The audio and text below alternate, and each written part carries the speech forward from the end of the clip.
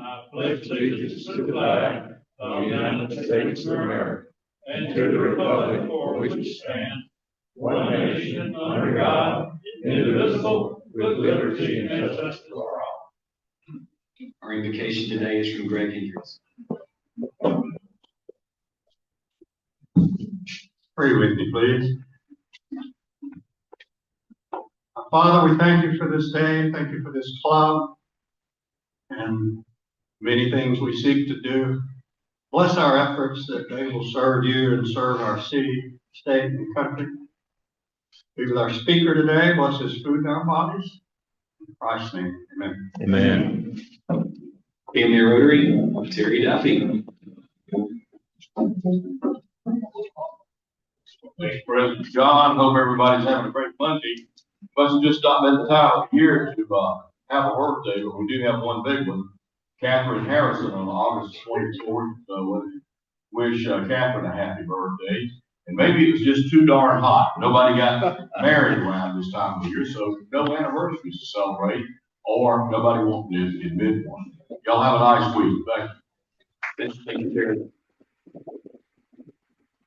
Introduction to guests, Mark Cruz. I think we have a lot of guests today. Good list. Welcome everybody. We're happy to welcome our guests, visiting Rotarians today. Call your name, if you would please stand, remain standing until all visitors are recognized. Fire Chief David Hasty, guest Jason Rudd. Lisa Richards, guest of Alan Richards. Alan McAllister, guest of John Brown. Major Hank Harwell, guest of Bill Shealy. And Matt Hardigan, is a guest of the club. Welcome everybody. Thank you.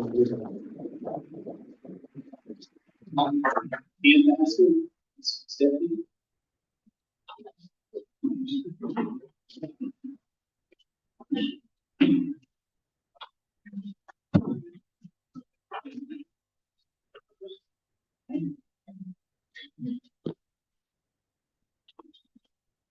$245 points. Last four, 2, 6, 7, 4. 2, 6, 7, 4.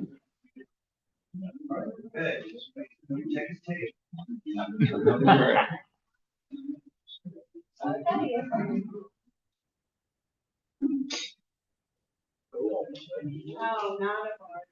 9 of hearts. Ace lives on. Thank you, Stephanie.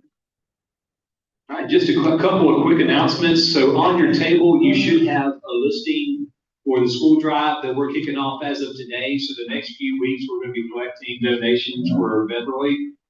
So if you have any questions on that, let me know. Or if there's not enough of the listings on your table, I have extra up here. You can just pick one of those up at the end of the program today. Mike Smith, are you here? Would you mind walking up to the front?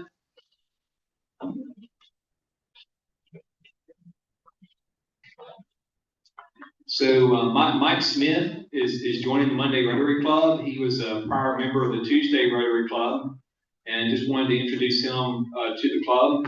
He was the past president of the Tuesday Club in 2016-2017. Is that right, Mike? And also assistant district governor from 2017 through 2020. So heavily involved in Rotary, and we welcome you, Mike, to the Dothan Rotary Club, and I want to present you with a badge.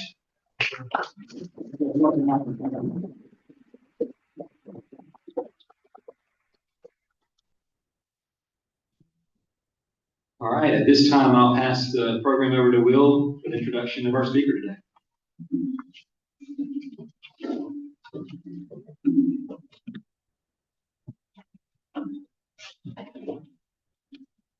Thank you, John. Good afternoon, everybody. We have a pretty familiar face here today. I'm happy to introduce Matt Parker, President of the Dothan Area Chamber of Commerce. A little bit about Matt. He joined the Dothan Area Chamber of Commerce in 1995 as Vice President of Economic Development and has been the President since 1999. He started his work in Community and Economic Development in 1989 at the Southeast Alabama Regional Planning and Development Commission. He has generated over $3.4 billion in capital investments, created over 22,000 jobs in the Wiregrass region, and spearheaded major infrastructure and site developments, including the Houston County Distribution Park, General Purpose Foreign Trade Zone number 233, Napier Field Industrial Park, Westgate Super Site, and Sam Houston Industrial Park. He is a recipient of the Dave Eccles Award, the Economic Developer of the Year, and was inducted into the Dothan Area Business Hall of Fame in 2025. He hails from Salt Lake City, Utah, has a bachelor's degree from Auburn University, a economic development certification from the University of Oklahoma, and has done continuing education at Troy University. He enjoys coaching track and field at Houston Academy and cross country, and actually competed as an SEC middle distance runner in cross country and track and field at Auburn. He is a Paul Harris Fellow, a graduate of Leadership Alabama, and a board member for various state and civic organizations. Help me introduce Matt Parker.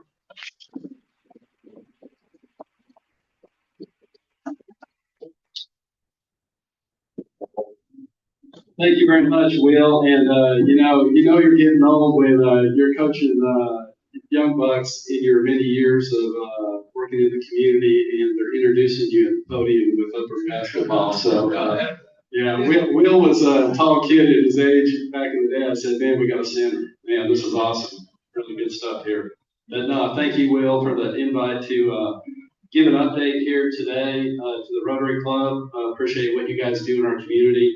And really excited about all the things happening in our market. And what I was going to do, first and foremost, kind of want to give you an update with where the state of Alabama is right now on their economic development efforts.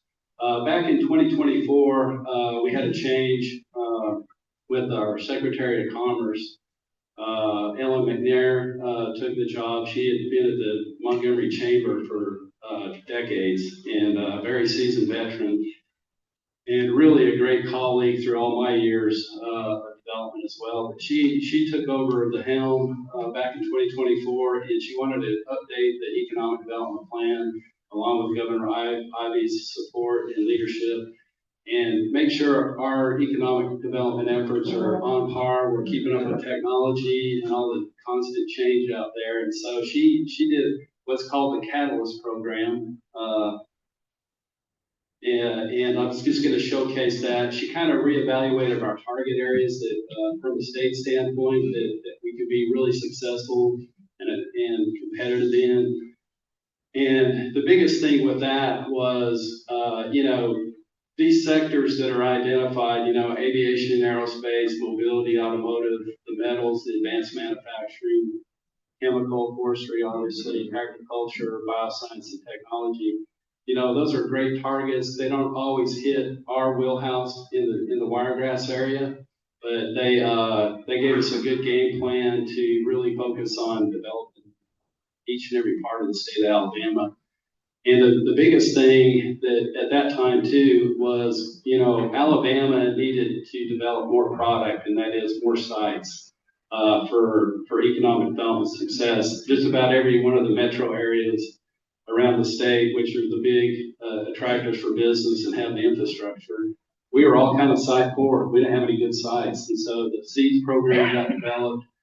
Thanks to Paul Lee and his colleagues, they allocated money to allow local communities to purchase property with a state share and then a local share. You had to put some skin in the game locally, but also from a state perspective, they were willing to put that money in and allow us to buy strategic economic development sites. And I'll have some more comments on that as I move forward on the presentation. But that really created a great opportunity in Alabama to really enhance its product and have some really good key competitive sites to make it happen. Of course, the Growing Alabama program, that was really a program that really helped some of the local communities in the state that had maybe some infrastructure gaps, serving existing industrial sites or new sites, kind of close the gap on some things there to address water, sewer, pressure situations. And so that's been used very appropriately and targeted to help us out that way.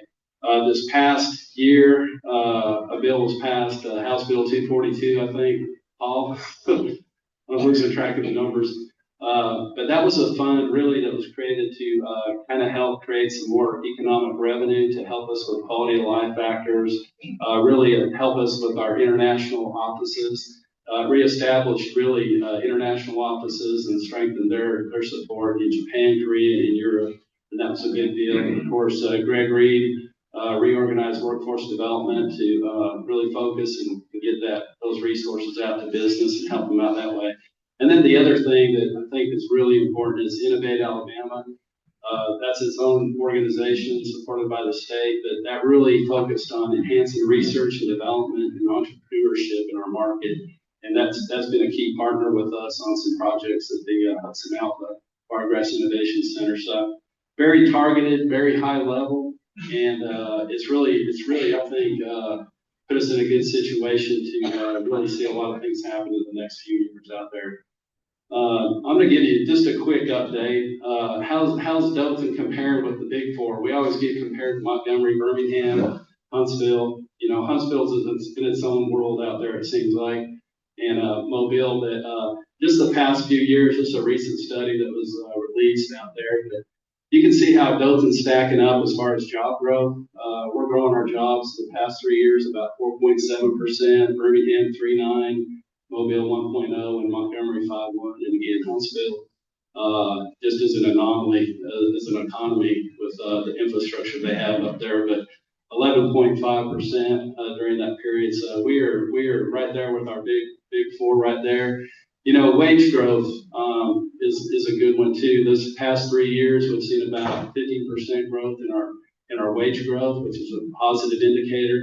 We're still a little bit lower on the average wage, but you know, we also have the lowest cost of living in the United States based on a recent New York Times study that they did. But we do the accurate cost of living out there, and we're always one of the top 20 lowest metropolitan areas in the United States, out of 300 in the United States. So very positive trend line there as well, and want to see that continue to grow and prosper that way. Unemployment rate, you know, we are continuing to stay below the state of the national average for the most part. Really tied right now with the state of Alabama at 3.1% over the last 5 years. With that, the national average is at 4.1%, so that's a good steady trend that way. Again, 2025 averages 2.95, the U.S. at 4.2%. So continuing to make gains there. I know we still want to get more people into the labor force. There's still a labor force participation rate that we're still trying to get up. But I know Dr. Murphy at Wallace is going to help us do that, right? Doctor, there you go. All right. There. And just consistently outperforming the U.S. averages, 2.8% unemployment rate. So good averages on that index. Again, our retail sales tax collections in Dothan and Houston County are continuing to grow and prosper, and we're excited about that to allow us to keep up with infrastructure and opportunity.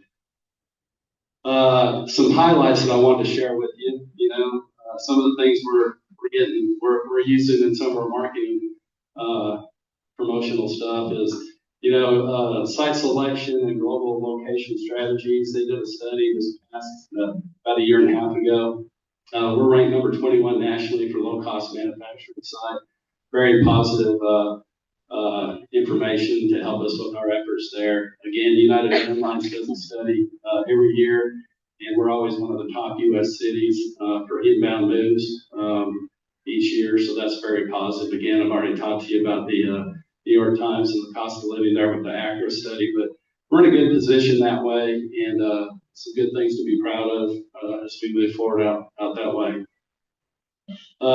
State funding, and again, I'm glad Paul's here because I can thank you again, Paul, you and Donnie and Steve and Jeff and Rick and Billy and Rhett and the team there.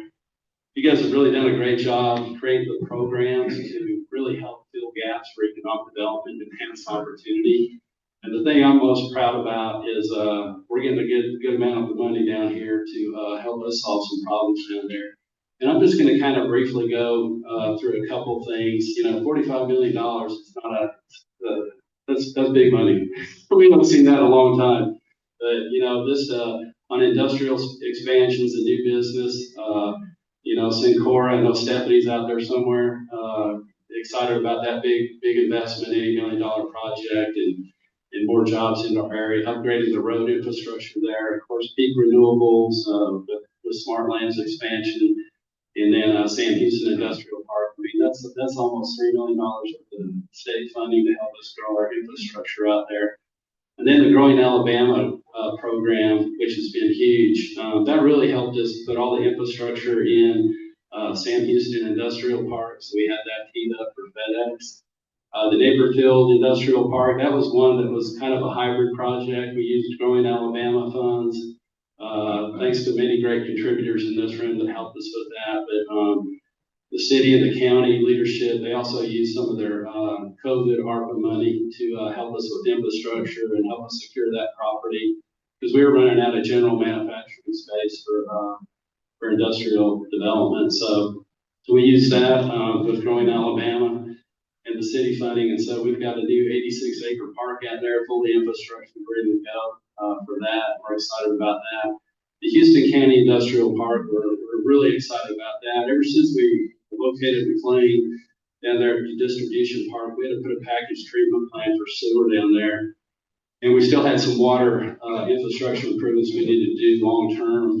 We met the needs for McLean with their ground storage tank for fire suppression and pressure systems there. But we still had a long-term gap. We still had still got about 190 acres that we can develop at that park. So, thanks to the county leadership with the ARPA money they got from the feds, they upgraded the water line down there on 231 South, put a 16-inch line all the way to just about the entrance of the industrial park there. City of Dothan and their partnership is running and extending that. So that's going to eliminate a pressure issue that we've had for a long time to further develop that park. And then also, thanks to Growing Alabama funds, to upgrade our sewer, we're going to be doing a direct pumping from the distribution park to Cypress Creek. So that's going to expand our capacity to really grow that park. Because that was a challenge for a long time because we just never had the capacity to really grow that park the way we needed to. But we didn't want to miss out on getting a McLean distribution park there, a project there, and create several hundred jobs there. So that was a big deal. And the Growing Alabama plan, what the legislature did to really, I mean, you guys got in the trenches and you really helped us solve problems because we had challenges. You know, before then, we were always hoping that, hey, if we can get them here, we'll maybe get some grant or some economic health administration money to do that. But then, projects are moving so fast now that they don't want to wait. They don't want to go through that. So that is solving a big problem there. As far as industrial park, more industrial park property as well. Seeds was used to secure the Westgate super site. And recently we got another $673,000 to expand Geneva County's industrial park to have some more property. But I'm going to kind of focus really on the Westgate super site. When this opportunity came up with the seeds program, you always hear it, hey, why can't we get a big project in Dothan, Alabama? I mean, we do good on 25 to 50 acre site developments, good industrial projects, but you always try to want to get something bigger. We want 500, 600, 700,000 job opportunities, but we've never had the product. We've always had to kind of, piecemeal it, try to find those sites that we could really do something with for the projects that we were going after. But we never had that one site where we had 400 plus acres of industrial property, had the right infrastructure in place, electric, gas, water, sewer, road access, rail. And so when the SEEDS program came up, we put a lot of thought and worked very collaboratively with all our utilities throughout, not only in the Dothan area, but also their corporate offices, and said, hey, let's be strategic. Let's go find that piece of dirt that's really going to put us in a new area to really attract something big, because it's all about infrastructure and finding the right land. So that site was, I guess we spent about probably 9 months researching it to try to find the right site. And that's what popped up. Again, it had a good land use. It was buffered really good. So it wasn't going to encroach upon, neighborhoods right next to you. And you had plenty of space to buffer. So we secured that, and it's very exciting to see where we are on that. I'll share a little bit more here in a little bit. And then just some other big projects that were really important for our area. Getting the UAB dental school satellite project down here was big, to start training dentists here, giving them a clinical setting, and can't again thank enough the work that the legislature did to help us do that and get that down there. That was the first one as part of the model to grow more dentists in the state of Alabama. And so we've got 8 dentists trained in here. Hopefully they'll decide to live here after they get done with their clinicals and help fill that gap, because we're still got a long way to go to cover dentists nationwide, and particularly in Alabama and more rural areas. And then we're really proud of the Innovation Center, giving Dean a home to continue to do his great work there. And then the Mental Health Crisis Center, number 6, getting that established there on Headland Avenue. Melissa and her team did a really good job with that. Again, can't thank the legislators enough to get that in place and help our whole region that way. And just to kind of share this, the past 5 years again, when we really break it down, get studies and all that stuff, but pretty big economic impact the last 5 years, $418 million of investment, 1,500 industrial jobs, 3,500 overall jobs in our market, additional payroll of $58 million, $1 billion impact, and then we added 632 acres to our industrial park property. So we're excited about that. Okay, Westgate Super Site. Well, there it is right there. Thanks to the SEEDS program to help us secure that property, but also CSX Railroad. They have a designation that's really important for industrial sites, for rail served sites. And so we qualified, went through all their dynamics to become a CSX Select site. And it's a platinum site. It's the highest standard for site development in the United States. And there's only 17 others besides ours that have that status. So that really puts you on the map. I mean, that's due diligence to the nth degree on environmental, wetlands, soils, power, etc., name it. So that is a big accomplishment to hit that. And what it's put us into the game on is we're finally in the game on not $100 million projects, but $1 billion plus projects. So these are the projects right now that we have submitted on the last really 2 years since we've secured that site. Some of those have had different dynamics change on their site search. Maybe they needed more acreage beyond what we had. That's been the biggest, or there was a geographic benefit for locating somewhere else. But right now we have 2 active projects that we're in the final on for that site. And I know Bill wanted me to say something about data centers. So Bill, I'm going to address it here. I probably get at least, me and Colton, we probably get about 3 calls a month for the Westgate Super site to put a data center in there. And we are not against data centers. I can assure you there. But for this site and the public investment that we have in it, and our focus on job creation and really creating new opportunities. I mean, there's so many things going on right now in the world economy, in the U.S. economy. President Trump is very focused on really kind of looking at manufacturing opportunities to where there's a national security interest, and that we got to produce things domestically because maybe we're getting supplied internationally. And so there is a lot of growth going on with national security, essential manufacturing opportunities. And I know in the two projects we're currently in the game on right now, those both have a tie to those areas. So very important that way. But we want to get the job creation. The data centers, I mean, yeah, we could have had one there already, honestly, with what that site has to offer. But we really focused on that job creation. What we did is the developers that are interested in our market, we really encouraged them to do a little bit more of their due diligence.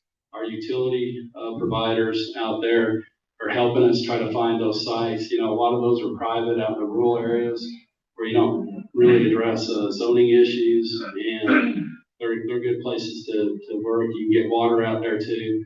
I know there's been a lot of talk about, well, we don't want data centers. They're going to increase my power rate. They're going to use up all the water. But these data centers now, they have a closed loop system that's filled with ammonia, just like you have in a radiator in your car. They'll use that for a period of time. They drain them about every 3 to 5 years based on what project they're serving. And at that time, if they clean them out, they'll probably upgrade the chips on there. But they just produce data and information for those data centers. So we have a couple looking in the area, in some key areas out in the rural markets. Again, the power is the key and the scale that they're looking for. So that's kind of where that's at right now.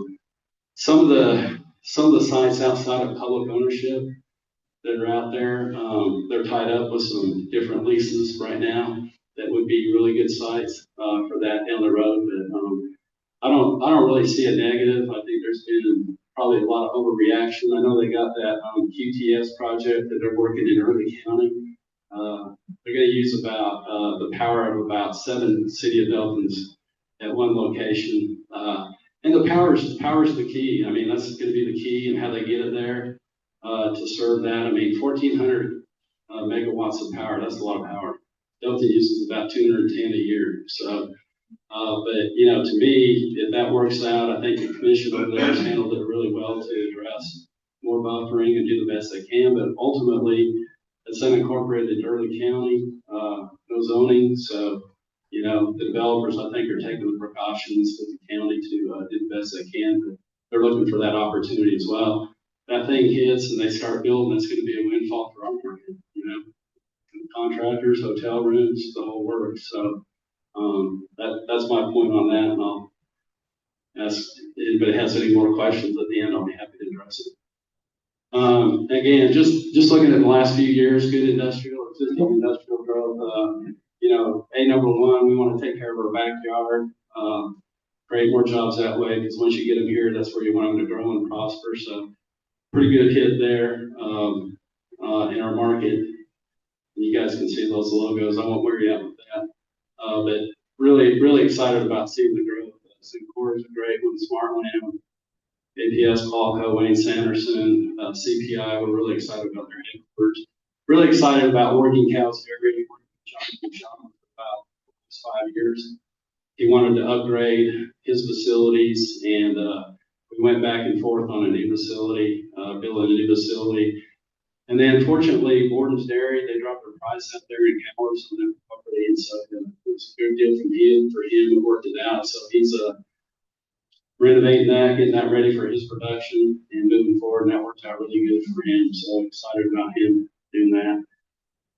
New industrial growth, about $188 million, about 1,200 plus jobs.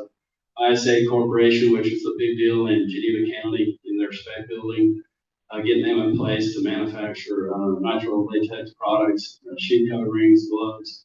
They also are a big supplier to the nuclear sub industry in the Navy and defense. So good thing there. Of course, FedEx is big growth there.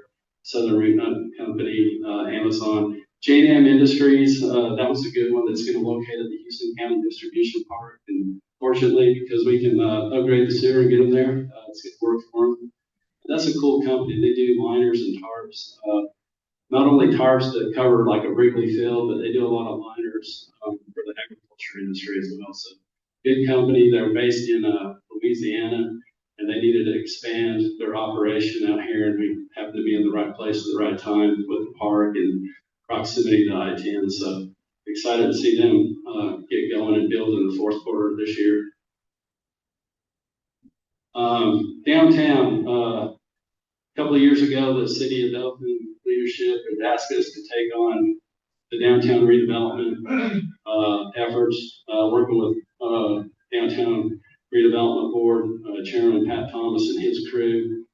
And we have worked it really hard, excited to see what's happening down there, along with the city's investment down there. But we've seen about $20 million of private investment down there on new projects, from retail to professional services to eateries. And then pipeline right now, we got 6 projects pending on some buildings down there, with projects we're going to close, hopefully one this week for 2 buildings, and then a couple down the road. So really seeing a lot of energy and a lot of excitement in the area. You know, it's hard work. There's nothing easy about it. It's a grind to get in there and do that, but it's exciting to see what's taking place down there. And one thing I'm really excited about too is the city of Dothan getting back into the Main Street program of Alabama.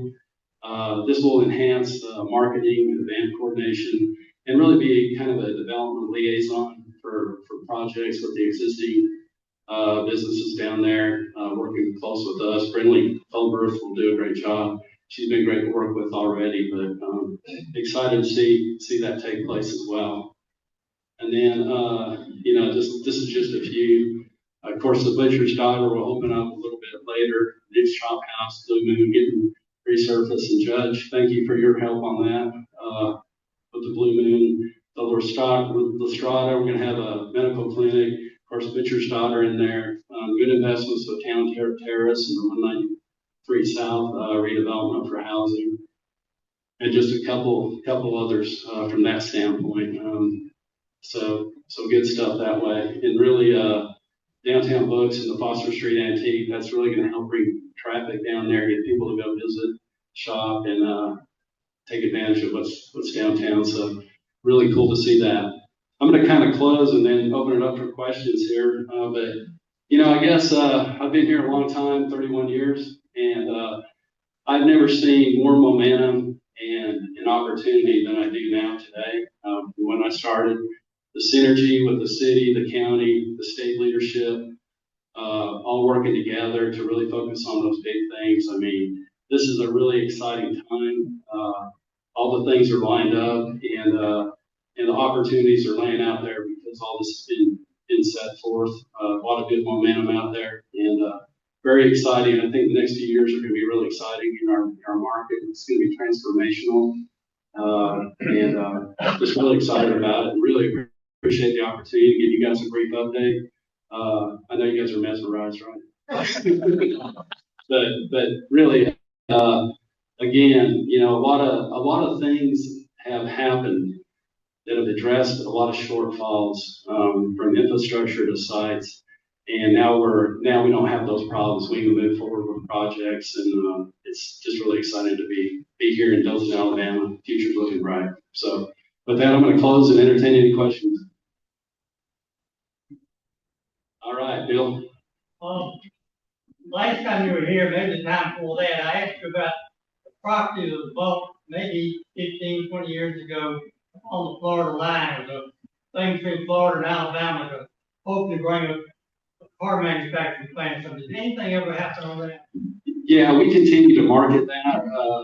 Our Florida counterparts have done some reorganization with their development, and so that's back on track to market it. We actually had a visit last fall from a European organization looking at that site. The biggest challenge that we have, just us in this room, is Florida really needs to enhance their incentivization, and that's a mega site. That's 2,200 acres. And when you stack it up against what Alabama can do, what Georgia can do, what South Carolina can do, and what Tennessee can do, they're just not competitive with their offerings. And one thought that I've talked to my counterpart is, why don't they, they've got about I guess they got about 5 or 6 mega sites in the state of Florida alone. And it's almost like I said, why don't you guys work, collaborate, and try to develop a mega site incentive package to help you guys get at least equal to the other southeastern states, because that would go a long way. That's the difference right now. They've addressed how they're going to get key infrastructure in there and the funding, but the incentive standpoint down there, that's to me is our biggest challenge that we're running into. We continue to promote it, but it's just when you line up the numbers with all the consultants and how they do all their evaluation on everything, it's just it's just a lot more cost effective to go in those other states. So keep pushing. Maybe some things will change. All right, yes, sir. What are the chances Dothan gets a Costco? That's a great question. I will tell you this. The market dynamics are changing. They're finishing up their Costco project up there outside of Birmingham in Irondale. And so markets like ours are coming up. Again, Costco does X amount of stores per year, and they go for where they get the best return on it. And so we compete against bigger markets. You go put another store in Atlanta and Dallas, or you try to go to a smaller market. But they're getting to that point where I think things are evolving. I will say this: they very much require a heavy incentivization to go into those markets. Irondale, for example, basically with sales tax, rebates, and some of the money that they did on the property, they're going to have about $70 million in that project. So that's the other thing you got to weigh: how much incentivization are you willing to do as a community to hit that number? Also being sensitive to the existing retailers in there from a cannibalization standpoint. But I mean, I think there's about 3 markets in the state that are in a good position potentially to be a future site down the road. So we'll keep working that. Yes, Walter. On the 2 companies that are still looking at the Westgate Super site, obviously they're looking at other states and other sites. What do you think will be the deciding factor when they come down to it? Well, the one we are kind of their site, but they're about 3 to 5 years from building, because they're doing a plant in another location in the United States right now. So they've got to get that one done and up and running. So that one's on the outside. The current one is very active. Definitely down to a number on one hand.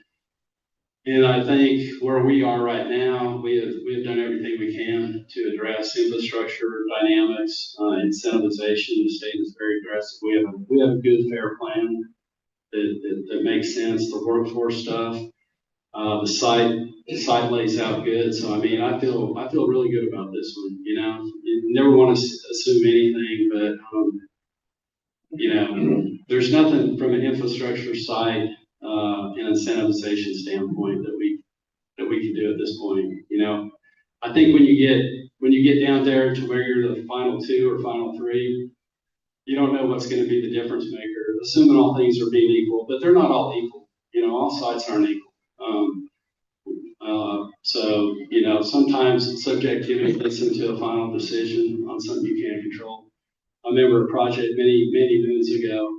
It wasn't a project that was looking at our area, but it was a counterpart. And, they were finalists for a really good project. It was probably about $50 million, a couple hundred jobs, and all things being equal, and the CEO's family lived closer to that site than my counterparts, and so they went there. So the family dynamic was the only thing that could change that.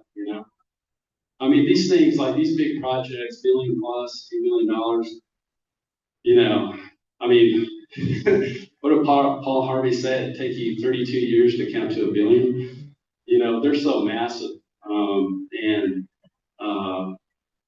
they all have a different need. But when you close those gaps, it's hard to say what's going to change that dynamic. I mean, Alabama has a great business climate.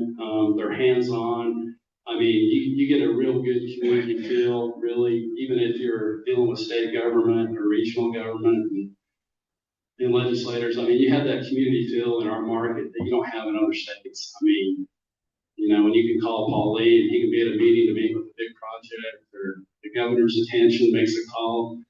I mean, you just don't get that kind of service in other states. People really care. Senator Britt, she's always on standby to help out. And so from a support and relationship standpoint, you know, I think we have the best situation out there. So I don't know how you can top that.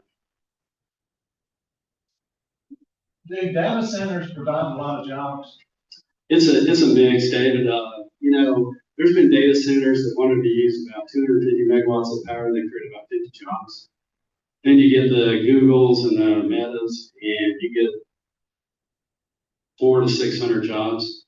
But I would say most of them are scaling down. They're going smaller because they can't get the 500, 700, 800 megawatts of power.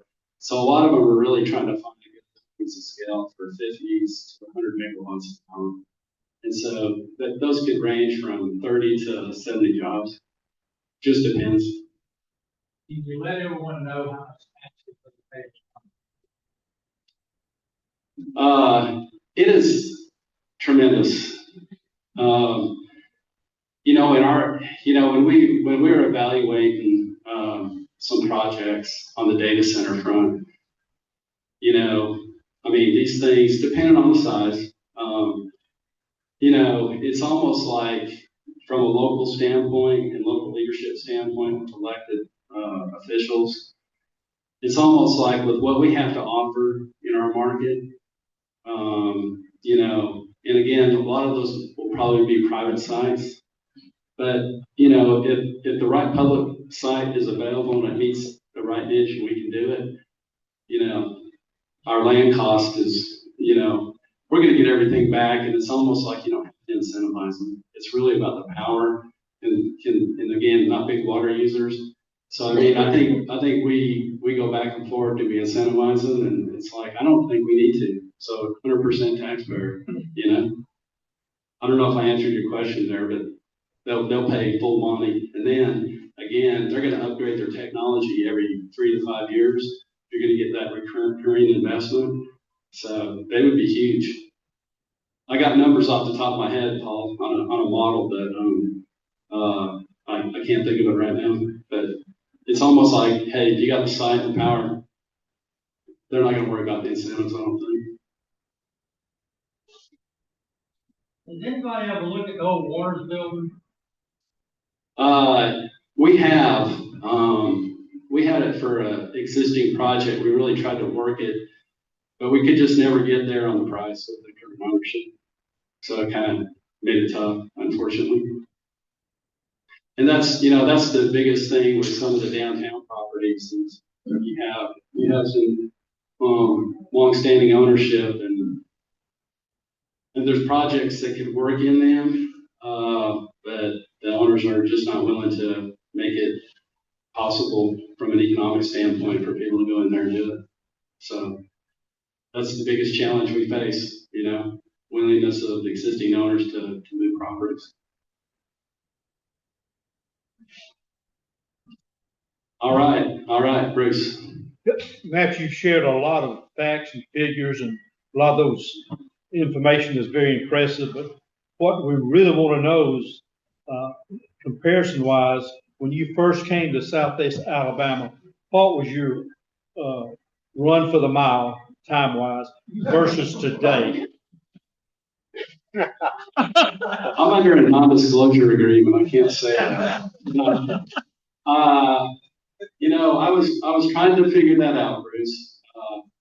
I'm not 355. You know, you would probably have to take me to the hospital, but I might be able to run a 5:30 all out. And it would absolutely kill me. Not at this temperature. I'd have to wait till December to do it. And it'd have to be downhill. And can you stay up with the HA team? I can still hang with those guys on the streets. You know, their legs cooperate a little bit more. 62-year-old, but it has been a joy being able to work with boys and girls there. It's been a joy. You know, it's my second job of love right here. It's really cool. So thank you very much. All right. Thank you guys. Appreciate it.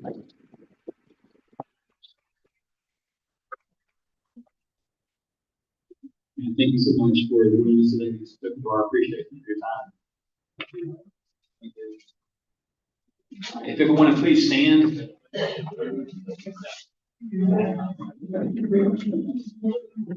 One quick thing, Mike Smith, if you don't mind, before we head out to go to the hallway, we'd love to greet you as everyone's walking out and welcome you to the club.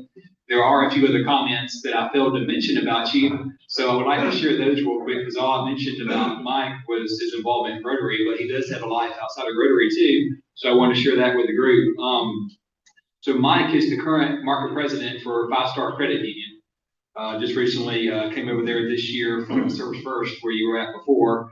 Is married to Amanda Smith and has 2 children, Caroline and Spencer. Your involvement also stands out the Southeast Alabama Regional Planning Development Commission. I think you're on board there. You attend Covenant Methodist Church. You are an Auburn alumni and part of the Association's War Eagle. To you, Mike. And with that, you can go ahead and head out to the hallway, and we'll just a reminder, we have the school drive going on, so please take those with you, and we'll start collecting those next week. Next week, we have Melanie Hill updating the group from Senator Katie Britt's office, so looking forward to that program. Hope to see you there. And also, to all the visitors, we had a great group of visitors today. I hope to see you again. So thank you all for visiting the Dothan Rotary Club today. And this time, we'll say the 4-way test. Of the things we think, say, and do. Is it true? Is fair to all concerned? Will deal good to their friendships? Will be beneficial to all concerned? Y'all have a great afternoon. Thank y'all.